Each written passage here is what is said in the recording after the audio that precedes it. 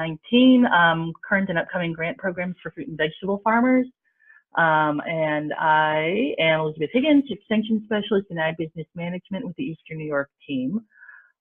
So just in case you don't know, these are posted on our team YouTube site, usually within a day or so of the webinar. And I can also answer questions from the webinar in the comment section of the YouTube page if you do have follow-up after that, or you can also email me directly. So I want to reiterate soon, these are the grants I'm going to go over this time. The Rural Energy for America program, it's the USDA grant, is due April 1st. The New York State Grown and Certified Farmer Grant, I've got a little bit more information about opportunities to apply. The Local Agriculture Market Program, which is the old Value-Added Producer Grants, Farmers Market Improvement Program, and Local Food Promotion Program, I have a little bit more information for.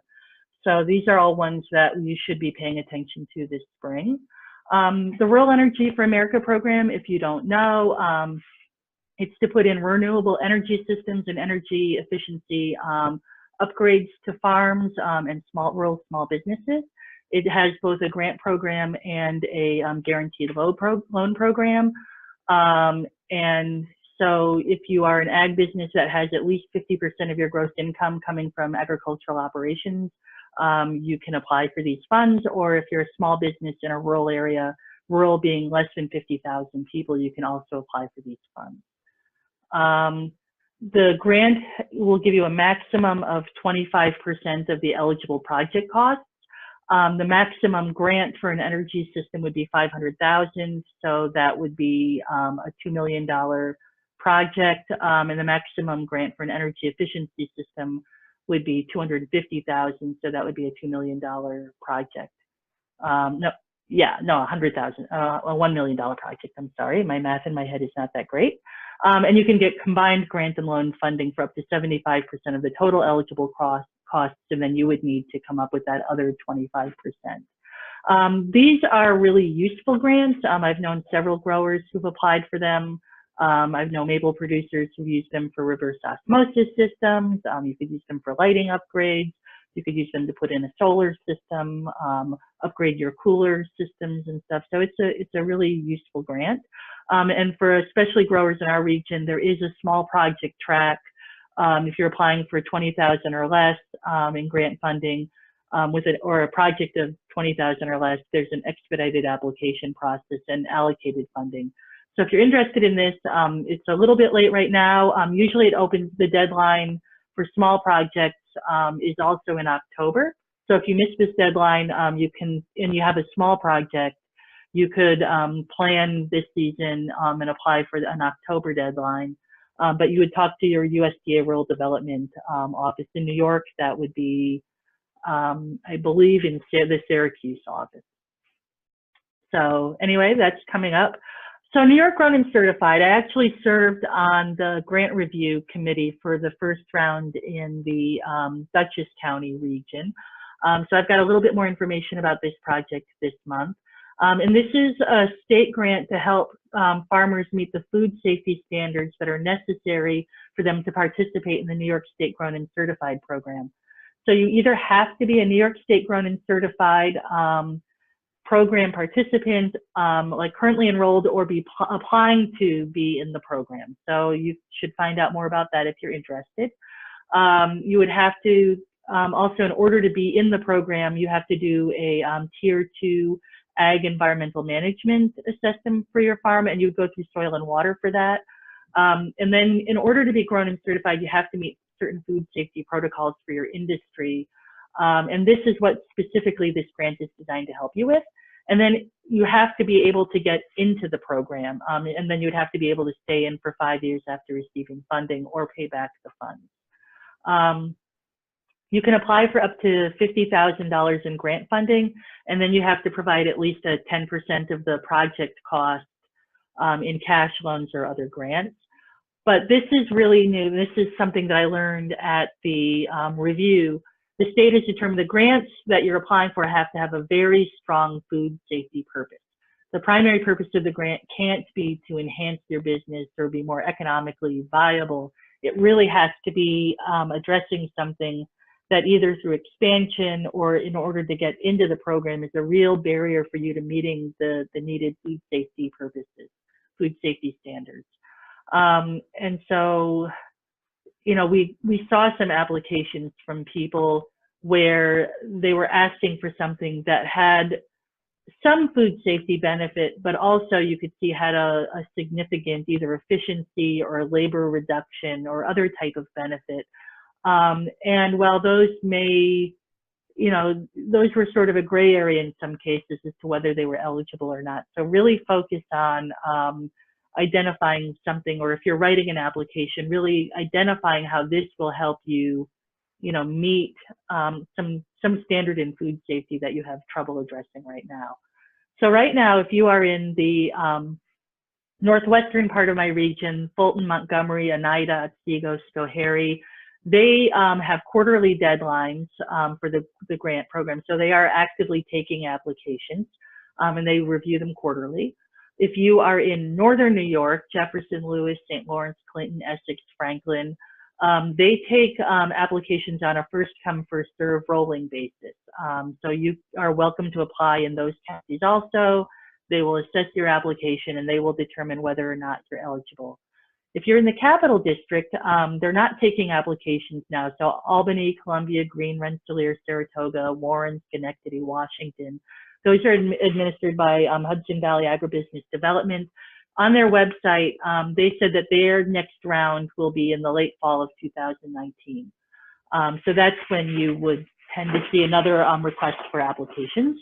And then in the region that my office is in, Dutchess, Orange, Putnam, Rockland, Sullivan, Ulster, Westchester, those grants are administered by CCE Dutchess County. Their applications closed in December of last year. So they were just reviewing those proposals now. And they will be accepting applications again, likely this spring. So it could be even April when the RFP opens up again.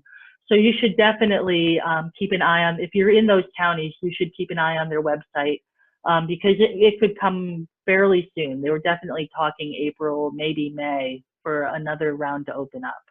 So they do have funding left. They will have funding left after this round. So there definitely will be an opportunity in the near future to apply again in the lower Hudson Valley for those funds. So another grant that you should definitely have on your radar screen is the Local Agriculture Market Program. So that would be the new Farm Bill version of the Value Added Producer Grant, Farmers Market Promotion Program, and Local Foods Promotion Program. It's still, you know, Value Added Producer Grant had been a USDA Rural Development Program. Local Food Promotion Program, Farmers Market Promotion Program had been a USDA Ag Marketing Service grant. So it's unclear as to how that will be administered going forward. But I did see this month that USDA Ag Marketing Service for the Farmers Market Promotion Program says that they do anticipate that there will be a request for proposals being announced in the spring of 2019. And we are entering the spring of 2019. So I definitely recommend, if this is a program that you're interested in, that you really start watching that website, USDA, AMS, USDA.gov. Because farmers and for-profit businesses are eligible to apply for these funds. The Farmers Market Promotion Program provides some grant support for direct farmer to consumer funding, like to improve some sort of shared marketing and distribution directly to people, either through a farmer's market, through a CSA, through some type of direct-to-consumer farm stands. Local food promotion is where you have a middleman, and that one, you know, so that would be through a food hub or a some type of wholesaling. It's more of a wholesale type of grant promotion. So anyway, these are looking like they will be announced this spring.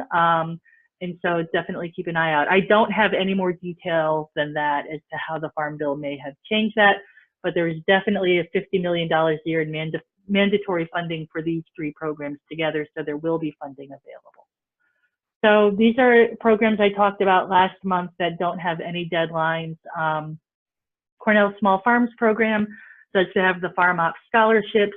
They provide scholarships to veterans and active duty military personnel who want to train an educational event or workshop on agriculture. And it'll provide $100 towards a training event. So you should contact Dean Kayangi at the Cornell Small Farms Program if you are eligible and you want to attend a workshop or training and would like to receive a grant for that. The organic certification grant is USDA Ag Marketing Service, but you would apply through your local USDA FSA county office, and that's a cost share to farmers to help them obtain or renew their certification under the National Organic Program.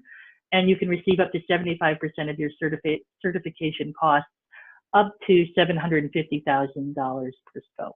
So if you're interested in becoming organic certified and like a little bit of help with that, contact your USDA FSA office.